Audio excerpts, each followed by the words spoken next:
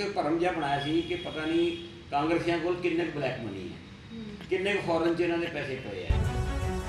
सिख, ईसाई, हिंदू, मुसलमान, बौद्धी, क्रिश्चन सब जब तक नहीं होंगे ये गुलदस्ता नहीं कायम रह सकता। जे मुसलमान गरीब है तो वह भी हक बनता है। करोड़ों रुपए के टैक्स लगाते करोना सस्ते ना के उत्ते। अज स्टेटां चीकां मार रही हैं कि सानू करोना का एक पैसा भी नहीं मिलिया। देश के जो इस समय हालात में उस तो हर कोई वाकिफ है, क्योंकि देश के हालात खराब नहीं इस समय, क्योंकि कोरोना काल चल रहा है। उपर की किसानों का मुद्दा जोड़ा है इस समय पूरी तरह भखिया हुआ है। उसते जोड़े जिन्हें भी लीडर ने, कोई भी हस्ती है, उस बारे ही जोड़े विचार ने साझे करनी जा रही। इस मौके पर मेरे नाल चंडीगढ़ के एक्स मेयर से कांग्रेस पार्टी के मैंबर ने मौजूद सुभाष चावला जी। उन्होंने विचार जानते कि ये सब देश क्यों हो रहा है, सिस्टम क्यों बिगड़ रहा है, इदा क्यों हो रहा है, क्योंकि उन्होंने 45 साल तो ज़्यादा हो गए इस फील्ड में। तो उन्होंने विचार जानते कि उन्होंने इस बारे की कहना। सुभाष जी, बहुत बहुत स्वागत है टीवी NRI से। शुक्रिया जी, तुसीं मौका दिता गल करन दा। सब तो पहला तो जो तुसीं पंजाब के हालात के बारे किसानों की गल कर रहे हो, अजकल यही मुद्दा देश के बहुत भखिया होया है। ये कोई मैं समझदा कि सरकार जो थोड़ी जी भी ये सियाणप वरते तो ये कोई बहुत बड़ा अंदोलन नहीं है। सरकार ने 3 बिल लियाते, पहला ऑर्डीनेंस कढ़िया जिसकी कोई लोड़ नहीं सी। करोना काल के ऑर्डीनेंस ऑर्डीनेंस का एक अधिकार सरकार को दिता गया कि जो कोई देश बहुत ज़्यादा एमरजेंसी हो या पार्लीमेंट बहुत दूर हो तो फिर असीं ऑर्डीनेंस कढ़ के वो कानून ले आईए। ये जोड़े करोना काल के ऑर्डीनेंस कढ़ना ही सरकार की मंशा के उत्ते शक क्रिएट करते थे भी एडी किहड़ी काहली सी। और उस तो बाद जो इन्हूं पार्लीमेंट च पास किया, लोक सभा के कोई शक ही नहीं सी। उन्होंने 300 तो ज़्यादा मैंबर तो हो ही जाना सी, कांग्रेस का 45 आदमी है। राज सभा के जी वो बीजेपी को शक सी कि साडी मेजोरिटी जी है नहीं है इत्थे। उन्होंने जिस धक्के दे नाल जिस तरह के हालात पैदा करके ये पहली बारी होया कि शायद एडे वड्डे देश के जिहदे नाल देश के किसानों के भविख जुड़िया सी, वो बिल उन्होंने धवनी मत नाल जिन्होंने वॉइस असीं कहंदे वॉइस वोट नाल पास करवाते। वोटिंग करवानी चाहिए सी। जे एक मैंबर भी खड़ा होकर कह दे जी मैं इस वोटिंग चाहता तो कानून के तहत जोड़े उस टाइम के सभापति है उन्होंने कराना चाहिए। उन्होंने मार्शल ला के इधर उधर करके पास करवा दी। ये मंशा जी सी उदों ही किसानों के मन च शक पैदा हो गया भी सरकार सानू जिहड़े साडी जमीन के अधिकार है वो साडे कोलों खो के कुछ पूंजीपतियों के हवाले करना चाहती। हुण बहुत ही वड्डी मंग भी नहीं उन्होंने, मैं सारे एजुकेशन जो उन्होंने मंग नूं देखी वो एको गल कह रहे हैं कि सरकार सानू एक गारंटी दे दे कि चाहे तुसीं बिलों के जोड़े बाकी प्रावधान रखो पर सानू MSP जी है वो साडे लई जरूर होनी चाहिए। मंडी व्यवस्था खत्म नहीं होनी चाहिए। मंडी व्यवस्था जी है वो किसान ते आड़तीए का चोली दामन का साथ है, अज का नहीं। ये कई सालों तो है, 50-100 साल तो मंडी व्यवस्था चलती आ रही है। किसान नूं कोई भी भीड़ पवे, घर च कोई बीमारी आ जाए, बेटा बेटी की शादी करनी हो या कोई होर काम हो, वो बिना फसल बेचे भी जाके आड़ती को पैसे लिया कि मैं फसल दे आऊगी तो तुम दे दूँगा। इन्ना आपस के एक दूजे का विश्वास है। हुण तुसीं MSP भी खत्म कर रहे हो, किसानों की मंडी भी खत्म कर रहे हो कि मंडी जाके बेच ना सकन, तो किसान क्यों सड़क पर नहीं आएगा। सरकार का दावा तो इत्थे ही झूठा हो जाता है कि सरकार कहती असीं किसानों लिए कर रहे हैं। जो तुसीं किसानों लिए कर रहे हो तो फिर किसान सड़क पर क्यों है, किसान रेलवे नूं क्यों रोक रहा है, किसान क्यों मर रहा है। बड़ी दुख वाली गल होंदी है जो सवेरे उठ के पढ़ते हैं कि 2 किसानों की रेलवे ट्रैक पर मौत हो गई, एक नाल हार्ट अटैक नाल मौत हो गई। ये चीज़ां जे किसान खुश होंगे तो फिर क्यों करते। हुण किसान मांग करते हैं, सरकार झूठ बोली जा रही है कि जी MSP नहीं खत्म होएगी। जे थोड़ी नीयत साफ है तो उन्होंने बिल दे विच पा लिओ, कानून च पा लिओ कि असीं ये भी करांगे तो ये भी करांगे। किसान की खुल हो जाएगी। कम से कम जो MSP है, मिनीमम सपोर्ट प्राइस है, वो जाके अपना मंडी के विच बेच सकता है, सरकारी एजेंसियां को खरीद सकती हैं। इस किहड़ी वड्डी गल है। वो ना MSP की गारंटी देना। और मोदी जी देश के प्रधानमंत्री है, अगे भी प्रधानमंत्री होए वो कोई गल कह देंगे सी तो वो देश का कानून बन जाता सी। हुण किसान मोदी जी के एतबार नहीं कर रहे कि जोड़े कह रहे हैं सरकार के होर मंत्री ये कल नूं झूठ बोल जाएंगे। उसका कारण है कि पिछले 6 सालों में मोदी जी ने कई इहो जिहियां गल्लां कहीआं जिन्हां दे बाद चों मुकर गए। तुहानूं याद होएगा सब तो पहला जो 14 च इलैक्शन लड़े की किया सी उन्होंने, मैं 2 करोड़ नौकरियां देना, नहीं आईयां। 15 लाख रुपया हर बंदे के खाते पा देंगे, वो नहीं आ सकिया। उस तो बाद इन्होंने फिर बाद कहा कि असीं FDI जी है असीं रिटेल च नहीं लैके आवांगे, देश के छोटे दुकानदारों नहीं मारांगे, 100% ले आए। GST ਦੇ ਵਿੱਚ ਇਹਨਾਂ ਨੇ ਕਿਹਾ ਜੀ ਅਸੀਂ ਇੱਕ ਦੇਸ਼ ਇੱਕ ਟੈਕਸ ਕੀ ਹੈਗਾ, ਕਿਤੇ 5% ਹੈ ਕਿਸੇ ਚੀਜ਼ 'ਤੇ, ਕਿਤੇ 20% ਹੈ, ਕਿਸੇ ਦੇ 28% ਹੈ, ਕਿਤੇ 35% ਪੈਟਰੋਲ ਤੱਕ ਲੈ ਗਏ। ਉਹ ਕੀ ਹੋਇਆ ਫਿਰ, ਇੱਕ ਦੇਸ਼ ਇੱਕ ਟੈਕਸ ਕਿੱਥੇ ਬਣਿਆ? ਕੋਈ ਇਤਬਾਰ ਨਹੀਂ ਕੀਤਾ।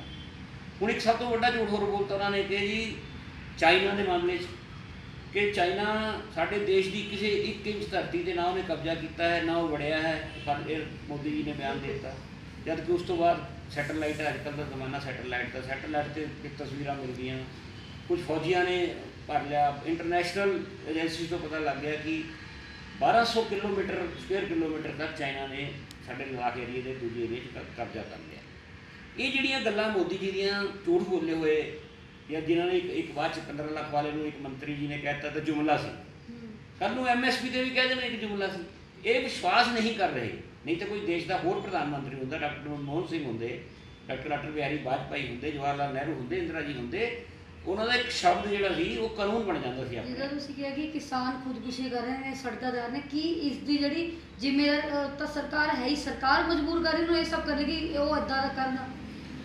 ਦੇਖੋ, ਜਦ ਦੀ ਮੋਦੀ ਸਰਕਾਰ ਆਈ ਹੈ, ਇਹਨਾਂ ਦਾ ਇੱਕੋ ਏਜੰਡਾ ਰਿਹਾ ਹੈ ਕਿ ਹਰ ਸੈਕਟਰ ਨੂੰ ਕਿਸੇ ਨਾ ਕਿਸੇ ਤਰੀਕੇ ਨਾਲ ਉਹਦੇ 'ਤੇ ਕਬਜ਼ਾ ਕਰਕੇ ਕੁਝ ਪੂੰਜੀਪਤੀਆਂ ਦੇ ਹਵਾਲੇ ਕੀਤਾ ਜਾਵੇ।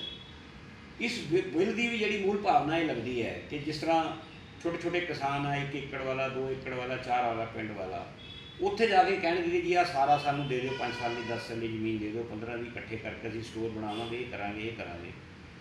ਹੋ ਸਕਦਾ 1-2 ਸਾਲ 4 ਪੈਸੇ ਵੱਧ ਵੀ ਦੇ ਦੇਣ, ਮੁੜ ਕੇ ਤਾਂ ਉਹ ਉਹਨਾਂ ਦੇ ਰੈਮੋ ਕਰਨ ਦੇ ਰਹਿ ਗਏ। ਮੁੜ ਕੇ ਉਹ ਕਹਿਣਗੇ ਅਸੀਂ ਨਹੀਂ ਖਰੀਦਦੇ ਜੀ, ਜਾਂ ਅਸੀਂ ਆਹੀ ਰੇਟ ਖਰੀਦਣੀ ਹੈ। ਫਿਰ ਉਸ ਤੋਂ ਬਾਅਦ ਇਹ ਹੈ ਕਿ ਜੇ ਸਾਰਾ ਕੁਝ ਉਹ ਖਰੀਦ ਲੈਣਗੇ ਤਾਂ ਜਿਹੜੀ PDS ਸਿਸਟਮ ਹੈ ਦੇਸ਼ ਦੇ ਵਿੱਚ, ਉਹਦਾ ਕੀ ਬਣੇਗਾ? ਜੇ ਸਾਰਾ ਕੰਮ ਪ੍ਰਾਈਵੇਟ ਹੱਥਾਂ ਚਲਾ ਗਿਆ, ਉਹਨਾਂ ਨੇ ਆਪਣੀ ਕਣਕ ਖਰੀਦ ਲਈ, ਧਾਨ ਖਰੀਦ ਲਈ, ਸਬਜ਼ੀਆਂ ਖਰੀਦ ਲਈਆਂ, ਤਾਂ ਜਿਹੜੇ ਗਰੀਬ ਲੋਕਾਂ ਨੂੰ ਸਰਕਾਰਾਂ ਡਿਪੂਆਂ 'ਤੇ ਜਾਂ ਜਿਹੜੇ ਰਾਸ਼ਨ ਸਸਤੇ ਹੈ, ਉਹ ਸਿਸਟਮ ਨੂੰ ਕਿਵੇਂ ਠੀਕ ਕਰਨਗੇ? ਸਰਕਾਰ ਜਵਾਬ ਨਹੀਂ ਦੇ ਪਾ ਰਹੀ।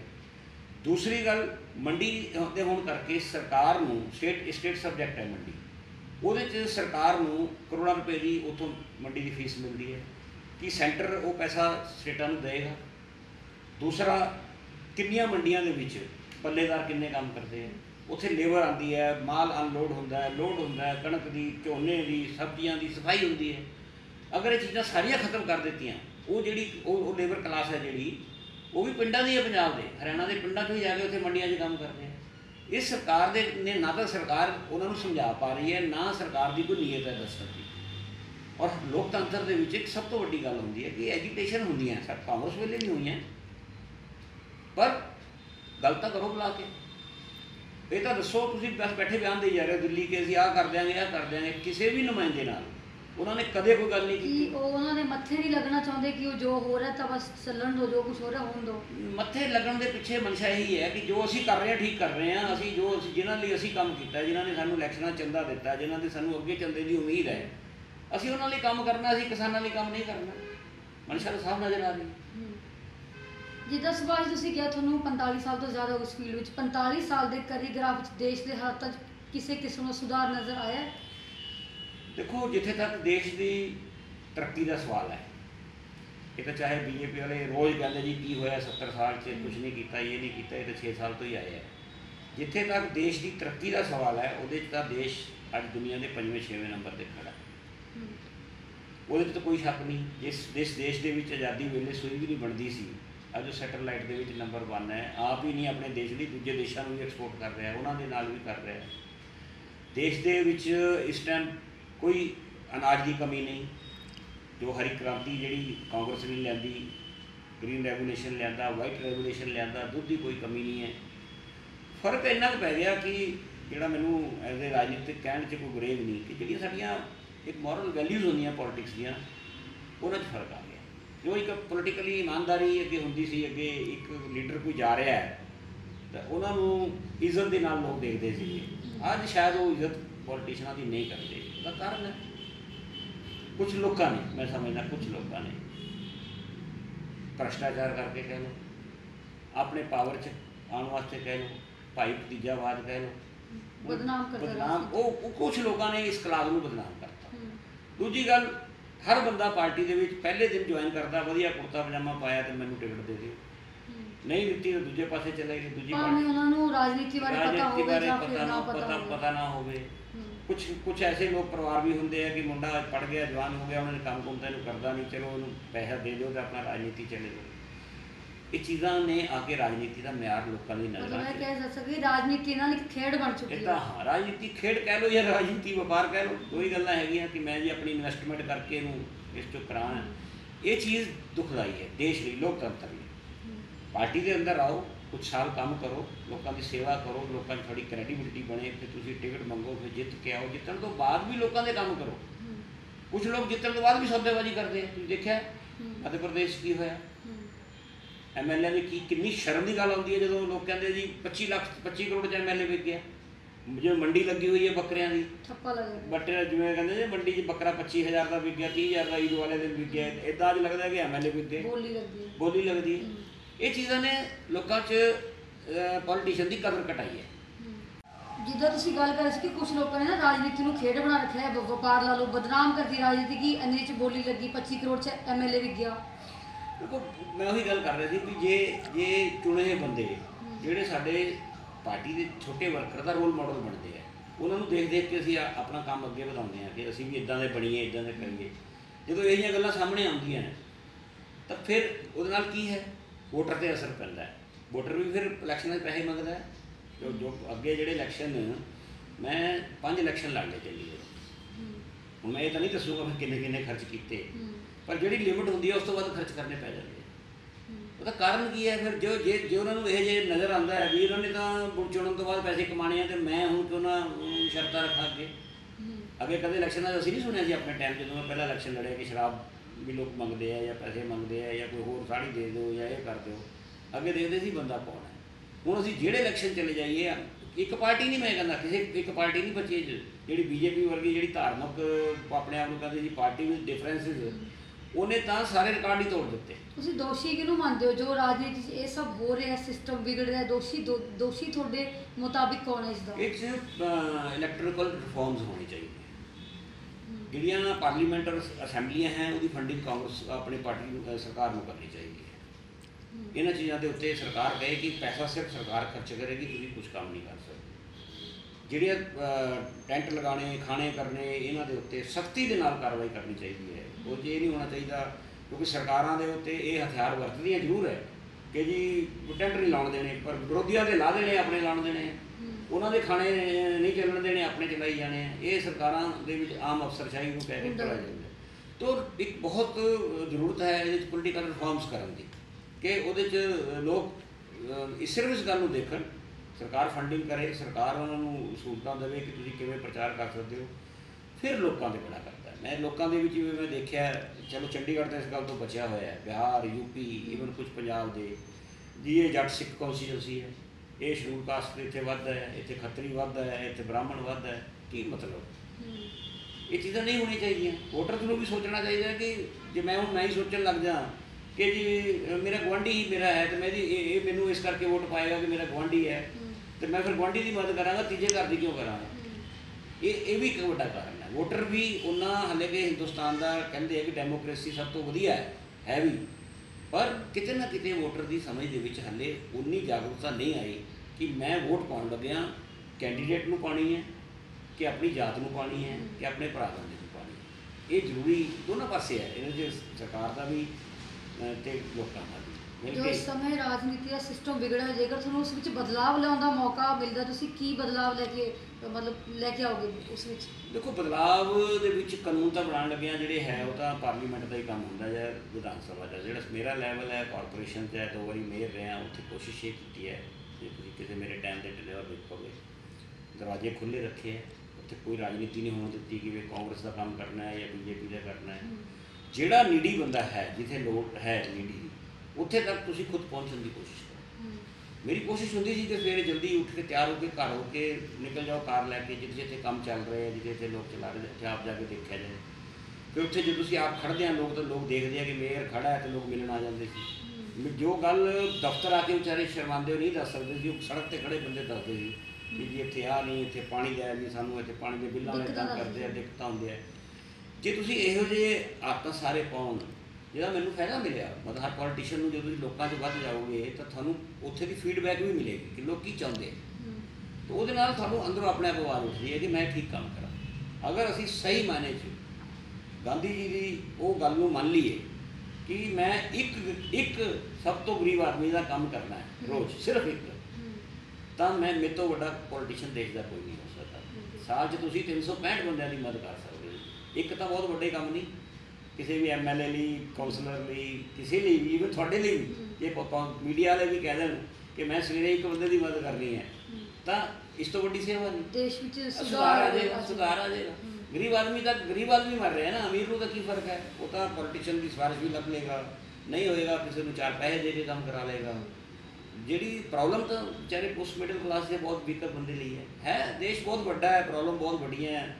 ਔਰ ਖੁਸ਼ਕਿਸਮਤ ਅਸੀਂ, ਮੈਂ ਕਹਿੰਦਾ ਜਿਹੜੇ ਪੰਜਾਬ, ਹਰਿਆਣਾ, ਚੰਡੀਗੜ੍ਹ, ਹਿਮਾਚਲ ਦੇ ਲੋਕ ਬੈਠੇ ਆ, ਦੂਜੀ ਸਟੇਟਾਂ ਦਾ ਬਹੁਤ ਬੁਰਾ। ਇਹ ਲੋਕਾਂ ਦੇ ਦਿਮਾਗ ਵਿੱਚ ਹਜੇ ਵੀ ਇਸ ਤਰ੍ਹਾਂ ਦੇ ਕਈ ਤਰ੍ਹਾਂ ਦੇ ਸਵਾਲ ਨੇ, ਕਾਫੀ ਸਾਲਾਂ ਤੋਂ ਨੇ, ਹੁਣ ਤੋਂ ਨਹੀਂ ਹੈਗੇ, ਕਿ ਸਰਕਾਰ ਸਿਰਫ ਵਾਅਦੇ ਕਰਦੀ ਹੈ, ਪੂਰੇ ਨਹੀਂ ਕਰਦੀ, ਝੂਠੇ ਵਾਅਦੇ ਕਰਦੀ ਹੈ ਤੇ ਕਹਿੰਦੀ ਹੈ ਅਸੀਂ ਕਾਲੇ ਧਨ ਨੂੰ ਖਤਮ ਕਰ ਦਾਂਗੇ, ਕਾਲੇ ਧਨ ਨੂੰ ਚਿੱਟੇ 'ਚ ਕਨਵਰਟ ਕਰ ਦਾਂਗੇ। ਉਹ ਚੀਜ਼ਾਂ ਕਿੱਥੇ ਗਈਆਂ? ਸਰਕਾਰ ਸਿਰਫ ਕਹਿੰਦੀ ਹੈ ਗੱਲਾਂ, ਕਰਦੀ ਕੁਛ ਨਹੀਂ ਹੈ। ਦੇਖੋ, ਇੱਕ ਸਰਕਾਰ ਨਹੀਂ, ਮੈਂ ਸਾਰੀਆਂ ਸਰਕਾਰਾਂ ਦੀ ਗੱਲ ਕਰਦਾ। ਜਦੋਂ ਅਸੀਂ ਚੁਣਾਵ 'ਚ ਉਤਰਦੇ ਹਾਂ ਨਾ, ਮੈਨੀਫੈਸਟੋ ਬਣਾਈ ਹੈ, ਉਹਦੇ 'ਚ ਦਿਮਾਗ 'ਚ ਹੁੰਦਾ ਹੈ ਕਿ ਸਾਰੀਆਂ ਗੱਲਾਂ ਲਿਖ ਦਿਓ ਤਾਂ ਕਿ ਲੋਕ ਸਾਨੂੰ ਵੋਟ ਪਾ ਦੇਣ। ਇਮਾਨਦਾਰੀ ਨਾਲ ਸਰਕਾਰ ਨੂੰ ਉਹ ਮੈਨੀਫੈਸਟੋ ਦੇਣਾ ਚਾਹੀਦਾ। ਉਹ ਸਿਰਫ ਗੱਲਾਂ ਲਿਖੀ ਜਾਂਦੀਆਂ, ਉਹਨਾਂ ਵਿੱਚ ਕੋਈ ਗੱਲ ਪੂਰੀ ਨਹੀਂ ਕੀਤੀ ਜਾਂਦੀ। ਮਤਲਬ ਜੇ ਤੁਸੀਂ ਮੈਨੀਫੈਸਟੋ ਬਣਾ ਰਹੇ ਹੋ ਤਾਂ ਹਿੰਮਤ ਕਰੋ ਵੀ ਜੋ ਚੀਜ਼ ਕਰ ਸਕਦੇ ਹੋ ਉਹ ਮੈਨੀਫੈਸਟੋ 'ਚ ਲਿਖੋ, ਬਿਲਕੁਲ ਝੂਠੇ ਵਾਅਦੇ ਨਾ ਲਿਖੋ।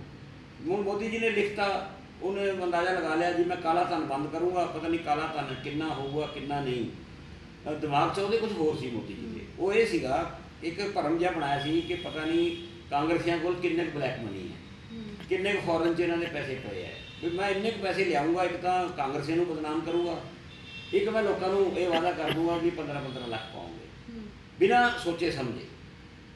ਇਹ ਗੱਲਾਂ ਹੁੰਦੀਆਂ। ਉਸ ਗੱਲ ਦੇ ਵਿੱਚੋਂ ਮਾਰ ਖਾ ਗਿਆ। ਜੋ ਉਹਦੇ ਦਿਮਾਗ ਸੀ, ਪਤਾ ਨਹੀਂ ਇੰਦਰਾ ਗਾਂਧੀ ਜੀ ਦੇ ਪਰਿਵਾਰ ਦਾ ਕਿੰਨਾ ਪੈਸਾ ਪਿਆ ਹੋਏਗਾ, ਸੋਨੀਆ ਜੀ ਦੇ ਪਰਿਵਾਰ ਦਾ ਕਿੰਨਾ ਪੈਸਾ ਪਿਆ ਹੋਏਗਾ, ਹੋਰ ਵੱਡੇ ਮਿਨਿਸਟਰਾਂ ਦਾ ਕਿੰਨਾ। 1 ਰੁਪਈਆ ਨਹੀਂ ਕਿਸੇ ਦਾ ਮਿਲਿਆ ਉੱਥੋਂ, 1 ਰੁਪਈਆ ਵੀ ਨਹੀਂ ਲਿਆ ਸਕੇ। ਲਿਸਟ ਅਸੀਂ ਕਾਂਗਰਸ ਵਾਲੇ ਮੰਗ ਰਹੇ ਹਾਂ ਵੀ ਦੱਸੋ ਸਾਡੀ ਲਿਸਟ ਦੱਸੋ, ਸਾਡੇ ਕਿਹੜੇ ਤੁਸੀਂ ਇਲੈਕਸ਼ਨਾਂ 'ਚ ਇੰਨਾ ਬਦਨਾਮ ਕੀਤਾ ਉਸ ਪਰਿਵਾਰ ਨੂੰ ਵੀ ਇਹਨੇ ਜੀ ਲੁੱਟ ਕੇ ਖਾ ਗਏ ਕਾਂਗਰਸੀ, ਇਹ ਕਰ ਲਏ, ਅੱਜ ਦੱਸੋ ਕੀ ਹੈ।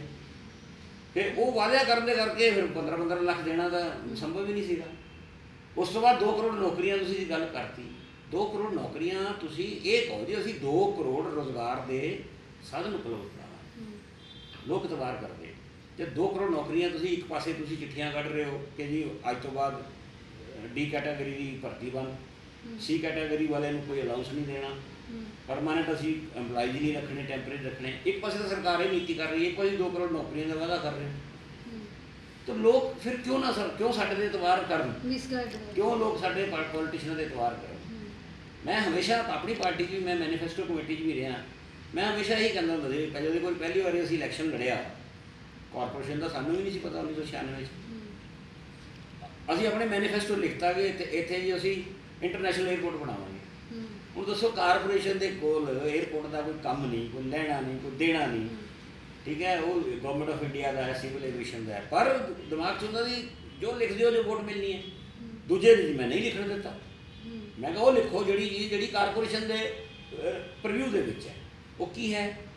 ਪਾਣੀ ਚੰਗਾ ਦੇਵਾਂਗੇ, ਸਫਾਈ ਵਧੀਆ ਕਰਾਂਗੇ, ਸ਼ਹਿਰ ਦੀ ਗ੍ਰੀਨਰੀ ਵਧੀਆ ਕਰਾਂਗੇ, ਲੋਕਾਂ ਦੇ ਟੈਕਸ ਨਹੀਂ ਲਗਾਵਾਂਗੇ, ਇਹਨੂੰ ਮਾਡਰਨ ਸਿਟੀ ਬਣਾਵਾਂਗੇ। ਇਹ ਚੀਜ਼ਾਂ ਜਿਹੜੀਆਂ ਕਾਰਪੋਰੇਸ਼ਨ ਦੇ ਪ੍ਰੀਵਿਊ 'ਚ ਹੈ ਮੇਰੇ, ਮੈਂ ਉਹੀ ਕਰ ਸਕਦਾ ਨਾ। ਤਾਂ ਇਹ ਚੀਜ਼ਾਂ ਮੈਨੀਫੈਸਟੋ ਸਾਨੂੰ ਬਚਣਾ ਚਾਹੀਦਾ। ਔਰ ਮੋਦੀ ਸਰਕਾਰ ਨੇ ਤਾਂ ਸਾਰਾ ਹੀ ਇੱਕ ਅੰਦਰ ਕੱਢ ਤੋੜਤਾ, ਜੋ ਮਰਜ਼ੀ ਕਰਦੇ ਜੋ ਮਰਜ਼ੀ ਲਿਖੀ ਜਾਓ। ਮੁੜ ਤੋਂ ਉਹ ਜਿਹੜਾ ਵਿਸ਼ਵਾਸ ਹੈ, ਟਰਸਟ ਹੈ ਲੋਕਾਂ ਨੂੰ ਮੋਦੀ ਸਰਕਾਰ ਤੇ ਹੋ ਪਾਏਗਾ ਜਾਂ ਫਿਰ ਨਹੀਂ? ਹੁਣ ਤਾਂ ਸਵਾਲ ਨਹੀਂ ਪੈਦਾ ਹੁੰਦਾ। ਦੇਖੋ, ਮੋਦੀ ਸਰਕਾਰ ਦੇ ਉੱਤੇ ਜਿੱਥੇ ਟਰਸਟ ਦੀ ਗੱਲ ਖਤਮ ਹੋ ਚੁੱਕਾ ਹੈ। ਸਿਰਫ ਜਿਹੜੀ ਚੀਜ਼ ਕਰ ਰਹੇ ਹੈ, ਜਿਹੜੀ ਦੇਸ਼ ਦੀ ਬਦਕਿਸਮਤੀ ਮੈਂ ਕਹਿੰਦਾ, ਉਹ ਘੁੰਮਾ ਕੇ ਹਿੰਦੂ ਮੁਸਲਮਾਨ ਦਾ ਕਾਰਡ ਖੇਡ। ਇਹਦੇ ਵਿੱਚ ਅਸੀਂ ਇੱਕ ਏਜੰਡਾ ਹੋਰ ਜੋੜਦੇ। ਉਹਨਾਂ ਨੇ ਅੱਜ ਇੱਕ ਸਪੈਸ਼ਲ ਸੋਸ਼ਲ ਮੀਡੀਆ 'ਤੇ ਕੀਤੀ ਹੈ ਅਨਾਉਂਸਮੈਂਟ ਕਿ ਲਾਕਡਾਊਨ ਤੋਂ ਬਾਅਦ ਪਹਿਲੀ ਵਾਰ ਜਿਹੜੀ ਫਿਲਮ ਹੈ 15 ਅਕਤੂਬਰ ਨੂੰ ਮੁੜ ਤੋਂ ਸਿਨੇਮਾ ਘਰ 'ਚ ਲੱਗਣ ਜਾ ਰਹੀ, ਤਾਂ ਸਾਰੇ ਨੂੰ ਦੇਖਣ ਜਾਣਾ। ਇਹਦੇ ਪਿੱਛੇ ਕੀ ਫੰਡ ਹੈ? ਮੋਦੀ ਸਰਕਾਰ ਦਾ ਇਕਨੋਮੀ ਹਿੱਲੀ ਹੋਈ ਹੈ, ਉਹ ਤਾਂ ਚਾਹੁੰਦੇ ਹੁਣ ਵੀ ਜੇ ਸਿਨੇਮੇ ਖੁੱਲ੍ਹਣਗੇ ਤਾਂ 4 ਪੈਸੇ ਟੈਕਸ ਦੇ ਆਉਣਗੇ, ਇਹ ਕਰਨਗੇ। ਸਰਕਾਰ ਕਰੋਨਾ ਦੇ ਮਾਮਲੇ ਦੇ ਉੱਤੇ ਪਹਿਲੇ ਦਿਨ ਤੋਂ ਕੋਈ ਉਹਨਾਂ ਦੀ ਇਹੋ ਜਿਹੀ ਪਾਲਿਸੀ ਨਹੀਂ ਆਈ ਜਿਹਦੇ ਨਾਲ ਕਰੋਨਾ ਨੂੰ ਕੰਟਰੋਲ ਕੀਤਾ ਜਾ ਸਕੇ। ਸਭ ਤੋਂ ਪਹਿਲਾਂ ਤਾਂ ਗੱਲ ਇਹ ਹੈ ਕਿ ਜਦ ਚਾਈਨਾ ਨੂੰ ਪਤਾ ਲੱਗ ਗਿਆ ਸੀ ਸਾਨੂੰ ਕਿ ਉੱਥੇ ਕਰੋਨਾ ਹੋ ਗਿਆ, ਜੇ ਉਹਨੇ ਇੰਟਰਨੈਸ਼ਨਲ ਫਲਾਈਟ ਬੰਦ ਕਰਤੀਆਂ, ਉਹਨੇ ਯੂਹਾਨ ਨੂੰ ਬਿਲਕੁਲ ਚਾਈਨਾ ਤੋਂ ਕੱਟਤਾ, ਤੁਸੀਂ ਇੰਤਜ਼ਾਰ ਕਰਦੇ ਰਹੇ ਟਰੰਪ ਨਮਸਤੇ ਦਾ। ਉਹ ਅਮਰੀਕਾ ਜਿੱਥੇ ਜਾ ਕੇ ਕਰੋਨਾ ਫੈਲ ਚੁੱਕਿਆ ਸੀ, ਤੁਸੀਂ ਲੱਖਾਂ ਬੰਦੇ ਜਾ ਕੇ ਗੁਜਰਾਤੀ ਜਾ ਕੇ ਤੁਸੀਂ ਉੱਥੇ ਗੁਜਰਾਤ 'ਚ ਬੁਲਾ ਲਏ। 40,000 ਬੰਦਾ ਕਹਿੰਦੇ ਆ ਵੀ ਉਹਦੇ ਨਾਲ ਸਿਕਿਉਰਿਟੀ ਦਾ ਆਇਆ ਸੀ, ਸਿਕਿਉਰਿਟੀ ਜਿਹੜੇ ਉਹਨਾਂ ਦੀ ਪਹਿਲਾਂ ਆ ਜਾਂਦੀ 2 ਮਹੀਨੇ 3 ਮਹੀਨੇ ਉਹ ਬੰਦੇ। ਔਰ ਜਿੱਥੇ ਜਿੱਥੇ ਟਰੰਪ ਗਿਆ ਤੁਸੀਂ ਦੇਖੋ ਪਹਿਲਾਂ ਉੱਥੇ ਉੱਥੇ ਕਰੋਨਾ ਫੈਲਦਾ ਗਿਆ। ਤੁਸੀਂ ਲੋਕਡਾਊਨ ਲੇਟ ਇਸੇ ਕਰਕੇ ਕੀਤਾ ਕਿ ਅਸੀਂ ਟਰੰਪ ਨੂੰ ਪਹਿਲਾਂ ਦੇਖ ਲਈਏ, ਇੱਕ ਸਰਕਾਰ ਦੀ ਨੀਤੀ ਥੋੜੀ ਹੈ। ਫਿਰ ਲੋਕਡਾਊਨ 'ਚ ਤੁਸੀਂ ਕੀ ਕੀਤਾ, 21 दिन के अंदर जी मैं कोरोना खत्म कर दूँगा, एक कोई बयान बढ़ता सी। फिर थालियां बजाओ कोरोना दौड़ जाएगा, फिर दीवे जला दो कोरोना दौड़ जाएगा। इतने WHO है, इतने साइंसदान बैठे हैं, बड़े बड़े डॉक्टर बैठे हैं, प्रधानमंत्री हो तुसी देश दे, तुसी बड़ी सोच समझ के शब्द बोलो। तुसी ये कहो ट्रंप ने पहले दिन कहता कि चलो जिन्ना भी माड़ा राष्ट्रपति है, एक गल तो उन्हें पहले दिन कहती सी भी 1 करोड़ बंदा कोरोना च अमरीकन आएगा, इन्ने लाख बंदा मरेगा। ये तो उन्हें ईमानदारी की ना गल, रिस्क उन्हें भी तो लिया। साडा प्रधानमंत्री कह रहा 21 दिन ठीक हो जाएगा, दीवे जला दो तुसीं तो उहदा भज्जूगा, गो करोना। फिर इस सैक्टर च कर दो, इस शहर च ना करो, पंजाब दे विच बंद कर दो, हरियाणा च ना करो। मतलब करोना एक दिन इत्थे बैठेगा, दूजे दिन हरियाणा चला जाएगा। उस तो बाद इन्हां दी कोई ये पॉलिसी नहीं कि करोना दे अगर तुसीं लोकां नूं दसो भी करोना दा इलाज कोई नहीं, ਇਹਦੀ ਸਿਰਫ ਜਿਹੜੀ ਹੈ ਉਹ ਆਪਸ ਜਿਹੜੀ ਅਸੀਂ ਉਹਦੀ ਦੂਰੀਆਂ ਰੱਖਣੀਆਂ, ਠੀਕ ਰੱਖਣੀਆਂ, ਮਾਸਕ ਰੱਖਣੇ। ਇਹਨਾਂ ਨੇ ਕੀ ਕੀਤਾ ਦੱਸੋ, ਪੂਰੇ ਕਿੰਨੇ ਲੱਖ ਕਰੋੜ, 21 ਲੱਖ ਕਰੋੜ ਦਾ ਇਹਨਾਂ ਨੇ ਉਹ ਕੀਤਾ ਸੀ ਪੈਕੇਜ। ਕਿੰਨੀਆਂ ਕਲੋਨੀਆਂ ਜਾ ਕੇ ਇਹਨਾਂ ਨੇ ਉਹ ਮਾਸਕ ਵੰਡੇ, ਕਿੰਨੇ ਕੁ ਇਹਨਾਂ ਨੇ ਜਾ ਕੇ ਉੱਥੇ ਸੈਨੀਟਾਈਜ਼ਰ ਵੰਡੇ। NGO ਸਾਰੇ ਦੇਸ਼ ਦੀਆਂ ਕਰਦੀਆਂ ਰਹੀਆਂ ਜਿਹਨਾਂ ਨੇ ਕੀਤਾ। ਸਰਕਾਰ ਵੱਲੋਂ ਕਿਉਂ ਨਹੀਂ ਆਇਆ ਕਿ ਅਸੀਂ ਹਿੰਦੁਸਤਾਨ ਦੇ ਵਿੱਚ 20 ਕਰੋੜ ਮਾਸਕ ਵੰਡਾਂਗੇ? ਕਿਹੜਾ ਗਰੀਬ ਆਦਮੀ ਰੋਜ਼ ਦਾ 50 ਰੁਪਏ ਦਾ ਮਾਸਕ ਲਵੇ? ਹਾਂਜੀ, ਸਰਕਾਰ ਨੇ ਜਿਹੜੀਆਂ, ਮੈਂ ਕਰੋਨਾ ਦੀ ਗੱਲ ਕਰ ਰਿਹਾ ਤੁਹਾਨੂੰ, ਕਰੋਨਾ ਦੇ ਵਿੱਚ ਜੋ ਚੀਜ਼ਾਂ ਸਰਕਾਰ ਨੂੰ ਕਰਨੀਆਂ ਚਾਹੀਦੀਆਂ ਸੀ ਸਰਕਾਰ ਨੇ ਨਹੀਂ ਕੀਤੀਆਂ। ਸਭ ਤੋਂ ਪਹਿਲਾਂ ਜਿਹੜੀਆਂ ਮੌਤਾਂ ਹੋਈਆਂ ਇਹਨਾਂ ਨੂੰ ਧਿਆਨ ਕਿਸ 'ਤੇ ਦੇਣਾ ਚਾਹੀਦਾ ਸੀ? ਵੈਂਟੀਲੇਟਰ ਕਦੋਂ ਆਏ ਔਰ ਜਿਹੜੇ ਆਏ ਉਹ ਕਿਸ ਸਟੈਂਡਰਡ ਦੇ ਆਏ? ਡਾਕਟਰਾਂ ਨੇ ਵਾਪਸ ਕਰਤੇ, ਸਕੈਂਡਲ ਬਣਿਆ ਗੁਜਰਾਤ ਦੇ ਵਿੱਚ। ਜੋ ਚੀਜ਼ ਸਰਕਾਰ ਨੂੰ ਇਹ ਚਾਹੀਦਾ ਸੀ ਵੀ ਕਰੋਨਾ ਫੈਲ ਰਿਹਾ ਹੈ, ਪੂਰੀ ਜਾਣਕਾਰੀ ਲੋਕਾਂ ਨੂੰ ਦੇ ਕੇ ਕੌਨਫੀਡੈਂਸ ਲੈ ਕੇ ਗੱਲ ਕਰਦੇ ਕਿ ਆਹ ਚੀਜ਼ਾਂ ਕਮੀਆਂ। ਤੁਸੀਂ ਅੱਜ ਕੋਈ ਸਾਡੇ ਕੋਲ ਦਵਾਈ ਹਲੇ ਨਹੀਂ ਬਣੀ ਇਹਦੀ, ਸਾਡੇ ਕੋਲ ਤੁਸੀਂ ਇਹਦਾ ਸਿਰਫ ਮਾਸਕ ਪਾਓ ਅਤੇ ਸੈਨੀਟਾਈਜ਼ ਕਰੋ ਅਤੇ ਆਪਣੇ ਸਾਬਣ ਨਾਲ ਹੱਥ ਧੋਵੋ। ਹੁਣ ਤੁਸੀਂ ਸਾਨੂੰ ਚਾਹੀਦਾ ਸੀ ਕਿ ਹਰ ਮੰਡੀ ਦੇ ਵਿੱਚ, ਹਰ ਬੱਸ ਸਟੈਂਡ ਦੇ ਉੱਤੇ, ਹਰ ਰੇਲਵੇ ਸਟੇਸ਼ਨ ਦੇ ਉੱਤੇ ਤੁਸੀਂ ਇਹੋ ਜਿਹੀਆਂ ਚੀਜ਼ਾਂ ਲੋਕਾਂ ਨੂੰ ਪ੍ਰੋਵਾਈਡ ਕਰਦੇ ਕਿ ਉਹ ਲੋਕ ਆਪਣੇ ਆਪ ਨੂੰ ਬਚਾਅ ਕਰਦੇ, ਅਵੇਅਰਨੈਸ ਕੰਪੇਨ ਚਲਾਉਂਦੇ ਤੁਸੀਂ, ਤਾਂ ਕਿ ਲੋਕਾਂ ਦੀ ਜਿੰਨੀ ਇਹ ਹੋਈ ਹੈ ਇਹ ਰੁਕ ਜਾਂਦੀ। ਪਰਦਾ ਰੱਖਣ ਨਾਲ ਤਾਂ ਕੋਈ ਗੱਲ ਛੁਪਦੀ ਨਹੀਂ। ਮੇਰੇ ਗੁਆਂਢ 'ਚ ਅਗਰ ਕਿਸੇ ਨੂੰ ਕਰੋਨਾ ਹੋਏਗਾ ਤਾਂ ਛੁਪਣਾ ਨਹੀਂ ਹੈ, ਪਤਾ ਲੱਗ ਹੀ ਜਾਣਾ। ਕਿਸੇ ਤਰ੍ਹਾਂ ਦੀ ਕੋਈ ਨਹੀਂ। ਫਿਰ ਤੁਸੀਂ ਲੱਖਾਂ ਕਰੋੜਾਂ ਰੁਪਏ ਦੇ ਟੈਕਸ ਲਗਾਤੇ ਕਰੋਨਾ ਸੈਸ ਦੇ ਨਾਂ ਦੇ ਉੱਤੇ। ਅੱਜ ਸਟੇਟਾਂ ਚੀਕਾਂ ਮਾਰ ਰਹੀਆਂ ਕਿ ਸਾਨੂੰ ਕਰੋਨਾ ਦਾ 1 ਪੈਸਾ ਵੀ ਨਹੀਂ ਮਿਲਿਆ। ਉਹ ਕਿੱਥੇ ਪੈਸਾ ਜਾ ਰਿਹਾ? ਤੁਸੀਂ ਜਾਂ ਤਾਂ ਆਪਣੀਆਂ ਜਿਹੜੀਆਂ BJP ਰੂਲ ਸਰਕਾਰਾਂ ਹੈ ਜਾਂ ਤਾਂ ਉਹਨਾਂ ਨੂੰ ਦੇ ਰਹੇ ਹੋ, ਜਾਂ ਤੁਸੀਂ ਖਰੀਦਦਾਰੀ ਆਪਣੀ ਕੰਪਨੀਆਂ ਕੋ ਕਰਕੇ ਸਰਕਾਰ ਤੋਂ ਛੁਪਾ ਰਹੇ ਹੋ। ਫਿਰ ਪ੍ਰਾਈਮ ਮਿਨਿਸਟਰ ਕੇਅਰ ਫੰਡ ਬਣਾਇਆ। ਇੱਕ ਜਦੋਂ all India prime minister relief fund ਚੱਲ ਰਿਹਾ ਹੈ, ਦੂਜਾ ਫੰਡ ਬਣਾਉਣ ਦੀ ਲੋੜ ਕੀ ਸੀ? ਕਿਤੇ ਵੱਲੋਂ ਕਿਸੇ ਕੋਲੋਂ ਪੈਸੇ ਆਏ ਉਹ ਨਹੀਂ ਪਤਾ, ਕਿੱਥੇ ਖਰਚ ਕੀਤੇ ਉਹ ਨਹੀਂ ਪਤਾ। ਉਸ ਤੋਂ ਬਾਅਦ ਤੁਸੀਂ ਇਹਨੂੰ ਆਡਿਟ ਨਹੀਂ ਕਰਾ ਸਕਦੇ, ਇਹ ਵੀ ਕਾਨੂੰਨ ਬਣਾ ਦਿੱਤਾ। ਕੀ ਮਤਲਬ ਕੀ ਹੈ? ਸ਼ੱਕ ਕਿਉਂ ਲੋਕਾਂ ਦੇ ਪਾਉਂਦੇ ਹੋ ਤੁਸੀਂ? ਕਰੋਨਾ ਦੇ ਨਾਂ ਦੇ ਉੱਤੇ ਤੁਸੀਂ ਲੱਖ ਕੇ ਕਰੋੜਾਂ, ਕੋਈ ਕਹਿ ਰਿਹਾ ਜੀ 50 ਕਰੋੜ ਦਿੱਤਾ ਕਿਸੇ ਕੰਪਨੀ ਨੇ, ਕਿਸੇ ਨੇ 100 ਕਰੋੜ ਦਿੱਤਾ, ਕਿਸੇ ਨੇ ਦਿੱਤਾ ਵਾ, ਅਤੇ ਉਹਦਾ ਜਦ ਇੱਕ ਚੀਜ਼ ਚੱਲ ਰਹੀ ਹੈ ਔਰ ਤੁਸੀਂ ਇਮਾਨਦਾਰ ਹੋ ਤਾਂ ਫਿਰ ਤੁਹਾਨੂੰ ਇਹ ਚੀਜ਼ਾਂ ਛੁਪਾਉਣ ਦੀ ਕੀ ਲੋੜ? ਅੱਜ ਲੋਕ ਸਵਾਲ ਇਹੀ ਪੁੱਛ ਰਹੇ ਆ ਵੀ ਇੰਨਾ ਕਰੋਨਾ ਵੀ ਵੱਧ ਗਿਆ, ਬੰਦੇ ਵੀ ਮਰ ਗਏ, ਹਸਪਤਾਲਾਂ ਦੇ ਵਿੱਚ ਆਕਸੀਜਨ ਦੀਆਂ ਕਈ ਜਗ੍ਹਾ ਕਮੀਆਂ ਦੀ ਆਈ ਹੈ, ਕਈ ਜਗ੍ਹਾ ਕਿੱਟ ਦੀ ਕਮੀ ਆਈ ਹੈ, ਤਾਂ ਫਿਰ ਕਰੋੜਾਂ ਅਰਬਾਂ ਰੁਪਏ ਜਿਹੜਾ ਇਕੱਠਾ ਕੀਤਾ ਹੈ ਉਹ ਗਿਆ ਕਿੱਥੇ ਉੱਥੇ? ਹੁਣ ਲੋਕ ਕਈ ਕਹਿ ਰਹੇ ਜੀ ਉਹ ਪੈਸਾ ਬਿਹਾਰ ਇਲੈਕਸ਼ਨ 'ਚ ਖਰਚ ਕਰ ਰਹੇ ਹੈ, ਕੋਈ ਕਹਿ ਰਿਹਾ ਮੱਧ ਪ੍ਰਦੇਸ਼ ਦੇ ਜਿਹੜੇ MP MLA ਖਰੀਦੇ ਉਹਨਾਂ 'ਚ ਲਗਾ ਰਹੇ। ਤਾਂ ਸਰਕਾਰ ਇਮਾਨਦਾਰੀ ਕਰੋਨਾ ਦੇ ਮਾਮਲੇ ਦੇ ਵਿੱਚ ਸਰਕਾਰ ਬਿਲਕੁਲ ਫੇਲ ਰਹੀ ਹੈ ਔਰ ਹਾਲੇ ਵੀ ਸਰਕਾਰ ਨਹੀਂ ਦੱਸ ਰਹੀ। ਕੋਈ ਏਜੰਸੀ ਐਸੀ ਨਹੀਂ ਹੈ ਜਿਹੜੀ ਕੰਕਰੀਟ ਸਾਡੇ ਕੋਲ ਖਬਰ ਪਹੁੰਚਾਵੇ। ਇੱਕ ਦਿਨ ਖਬਰ ਆਉਂਦੀ ਹੈ ਕਰੋਨਾ ਦੀ ਹਲੇ ਪੀਕ ਨਹੀਂ ਆਈ, ਦੂਜੇ ਦਿਨ ਆਉਂਦੀ ਹੈ ਪੀਕ ਆ ਜੂਗੀ, ਹਲੇ ਹੋਰ ਖਤਰਨਾਕ ਆਊਗਾ, ਹੋਰ ਬੰਦੇ ਮਰਨਗੇ। ਲੋਕਾਂ 'ਚ ਡਰ ਪਾਤਾ।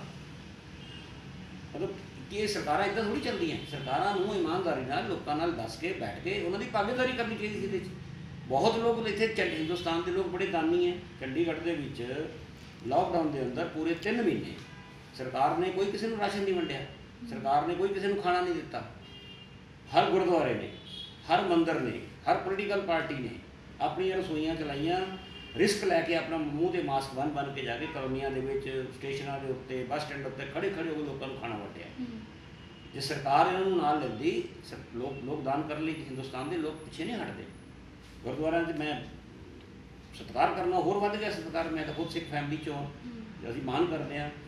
पर जो कुछ सिख परिवार ने या सिख गुरुद्वारिया ने या हुण कीता, कल्ला पंजाब च नहीं, यूपी, बिहार, कलकत्ता, बंगाल तक भी जिहड़े गुरुद्वारे सीगे उन्होंने भी लोगों को भुखा नहीं मरना। सरकार ने कुछ नहीं किया, सरकार ने तो सब जिहड़ियां NGOs वगैरह सीगियां उन्होंने ये काम नूं संभालिया। ਤੇ ਤੁਸੀਂ ਜਾਂਦੇ ਜਾਂਦੇ ਇਹਨਾਂ ਬਾਰੇ ਕੀ ਕਹਿਣਾ ਚਾਹੋਗੇ, ਆਪਣੇ ਵਿਚਾਰ ਸਾਂਝੇ ਕਰਨਾ ਚਾਹੋਗੇ? देखो मैं समझदा कि समय आ गया हुण, एज ए कांग्रेस भी मैं कहना चाहूँगा कि एक सिटीजन के नाते मोदी सरकार ने जो वादे किए सी उन्होंने पूरी नहीं उतरी। खतरनाक खेल एक होर खेल रही है जिस सानू सारिਆਂ ਨੂੰ बच के चलना चाहिए, वो है धार्मिक उन्माद पैदा करना। हर गल के उत्ते साडे बजुर्ग दसते हैं, पाकिस्तान तो असीं आए उदों माइग्रेट होकर धार्मिक उन्माद का रिजल्ट की होंदा है। उदों के उजड़े परिवार हाले तक भी शायद कई जिहड़े है वो सैट नहीं हो पाए। अज तुसीं हर गल दे विच मुसलमान कर दिओ, हिंदू कर दिओ। मैं सवेर का TV देख रहा, एक पुजारी मर गए, उत्थे लड़ाई दे झगड़ा जमीन का सीगा। किसी की भी मौत होवे वो बड़ी गलत है, दुखदाई है। उन्होंने भी हिंदू करके मर गया। अज जो उत्थे हाथरस इस गए सीगे इत्थे क्यों नहीं गए, कास्ट वाली गल आ गई, ठीक है ना। वो ये चीज़ां देश लई चंगियां ने। हिंदुस्तान है, हिंदुस्तान गुलदस्ता है, ये सिख, ईसाई, हिंदू, मुसलमान, बौद्धी, क्रिश्चन सब जब तक नहीं होंगे ये गुलदस्ता नहीं कायम रह सकता। एक फुल भी कढ़ दिओ ना, गुलदस्ते की महक जी कढ़ जाती है। पर BJP वाले जोड़े है वो इस गल से हले भी ठीक नहीं हो रहे। पहला इन्होंने राम मंदिर का रौला पा के रखा, ठीक हो गया, कोई नहीं लोग बोले, मुसलमान भी कहते ठीक है जो हो गया। मथुरा काशी छेड़ दिता अगे, ठीक है। इधर का तुसी इतिहास है हिंदुस्तान का 47 तो पहला कितने मंदिर गे मस्जिद बनाई होनी है, कितने मस्जिद गिरा के बनाया होना है, फिर तो आप सारी उम्र इन्होंने कामों च रह जाएंगे। गुरुद्वारा मंदिर तो दिल च होना चाहिए, अपने घर च है। मैं सवेरे उठ के अपने अपने घर से अपने कमरे में बह के जिन्नी पूजा कर लेना, तो जो सरदा है वो गरीब आदमी की मदद कर दीजिए, कोई दसन की लोड़ नहीं होंगी। इत्थों BJP फेल हो रही है। देश में 22 करोड़ 20 करोड़ मुसलमान हो गया। सरकार चाहेगी भी उन्होंने मार नहीं सकती, चाहेगी उन्होंने देश चों कढ़ नहीं सकती, या तो फिर एक होर पाकिस्तान बन जाएगा। अब जे तुसीं इदां दा आपस में लड़ते भिड़ते रहे तो की होएगा, टोटे ही होणगे ना देश के। या तो एक साडे सिर ते लैके होर एक बांग्लादेश हो गया, एक पाकिस्तान हो गया, एक हिंदुस्तान के अंदर एक होर पाकिस्तान खड़ा कर देंगे। यही होएगा ना। 22 करोड़ बंदे 20 करोड़ बंदे कतल कर लोगे, मार दोगे गोलियां नाल, उन्होंने कढ़ दोगे देश चों। ये चीज़ों बंद करना चाहिए। उन्होंने बगैर भी गुजारा नहीं। देखो असीं वड्डे घरां वाले आदमी हैं, तुसीं चंडीगढ़ की तुहानूं मैं दसदा, मुसलमान जिन्ने शहर के विच साडे आए है, कौन है इत्थे? कोई बहुत बड़ा इंडस्ट्रिस्ट नहीं आया, कोई बड़ा इत्थे बहुत प्रोफैसर नहीं, कोई IAS अफसर नहीं, सारे कारपेंटर है, मोची है, पेंटर का काम करते हैं, रक्शे का करते हैं, सिविल चलाते हैं। कोई एडे तो है नहीं कोई बड़ा देश में वो लुट रहे हैं। मैं फिर भी कहना कि बिल्कुल सानू जो किसी भी गरीब का हक बनता है, जे मुसलमान गरीब है तो वह भी हक बनता है, जे किसी मुसलमान का हक बनता है गरीब का, तो गरीब ब्राह्मण का भी हक बनता है। ये चीज़ सरकार को ये सोच के काम करना चाहिए, ये सोच के नहीं करना चाहिए कि हिंदू है तो मैं इतने वध करा या मुसलमान है या तां वध करा घट करा। जे ये काम चलता रहा तो देश के टुकड़े होने लगे देर नहीं लगनी। यही मैं सरकार को कहना चाहता। ਤਾਂ ਇਸੇ ਕਿ ਮੇਰੇ ਨਾਲ ਸੁਭਾਸ਼ ਚਾਵਲਾ ਜੀ ਨੇ ਦੱਸਿਆ ਕਿ ਜੇਕਰ ਇੱਦਾਂ ਲੜਾਈਆਂ ਹੁੰਦੀਆਂ ਰਹੀਆਂ, ਇੱਦਾਂ ਰੌਲਾ ਪੈਂਦਾ ਰਿਹਾ ਜਾਤ ਪਾਤ ਦਾ ਕਿ ਹਿੰਦੂ ਮੁਸਲਮਾਨ ਦੀ ਲੜਾਈ ਦਾ, ਜ਼ਿਆਦਾਤਰ ਇਹਨੂੰ ਟੁਕੜੇ ਹੋਣ 'ਚ ਦੇਰ ਨਹੀਂ ਲੱਗਣੀ। ਤੇ ਨਾਲ ਹੀ ਦੂਜਾ ਪਾਕਿਸਤਾਨ ਆਪਾਂ ਤਿਆਰ ਕਰ ਰਹੇ ਲੜਾਈ ਵਕਤ ਤੇ ਜਿਹੜਾ BJP ਦਾ ਏਜੰਡਾ ਹੈ, ਯਾਨੀ ਕਿ ਮੋਦੀ ਸਰਕਾਰ ਦਾ ਏਜੰਡਾ ਜੋ 15 ਅਕਤੂਬਰ ਉਹਨਾਂ ਨੇ ਇੱਕ ਏਜੰਡਾ ਕਿਹਾ ਕਿ ਲੋਕਡਾਊਨ ਤੋਂ ਬਾਅਦ ਨਰਿੰਦਰ ਮੋਦੀ ਫਿਲਮ ਦੇਖਣ ਜਾਓ। ਕੀ ਹੋਵੇਗਾ 15 ਅਕਤੂਬਰ ਨੂੰ ਲੋਕ ਥੀਏਟਰ 'ਚ ਜਾਣਗੇ ਜਾਂ ਫਿਰ ਮੁੜ ਤੋਂ ਪ੍ਰਦਰਸ਼ਨ ਜਿਹੜਾ ਦੇਖਣ ਨੂੰ ਮਿਲੇਗਾ? ਬਣੇ ਰਹੋ TV NRI ਨਾਲ।